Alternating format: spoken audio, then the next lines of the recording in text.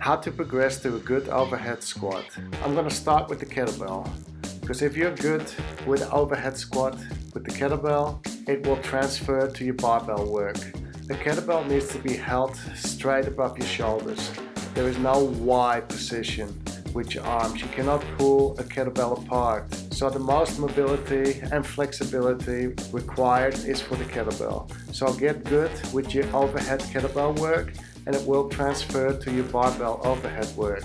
If your squat is not good, then don't even think about doing anything overhead. First, make sure that your heels are on the ground, your feet are flat, your knees are coming out, your hips are coming below your knee line, you have good thoracic extension, and you can hold your arms above your head. You can work on this with a PVC pipe. No weight. Start with your arms nice and wide like you would be holding a barbell. Create a Y. If you're looking at front on, it's a Y position.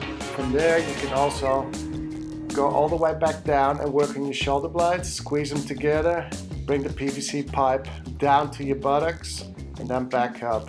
From there you create lateral flexion to both sides,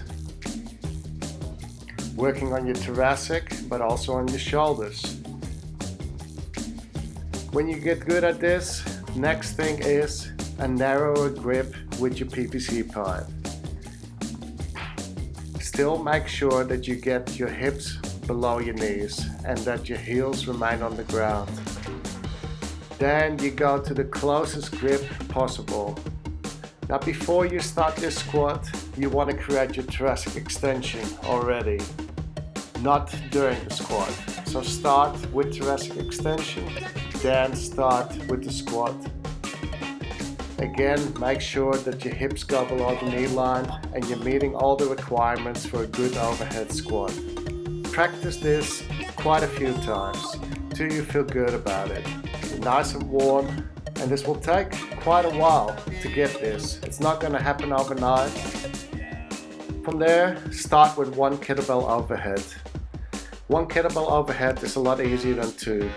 Not just because of the weight, you could even go with two light ones, it will still be difficult because you need to keep your shoulders in line.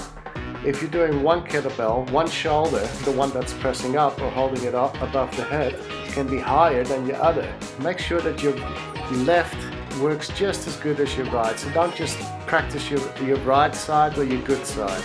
From there, you go to two kettlebells overhead.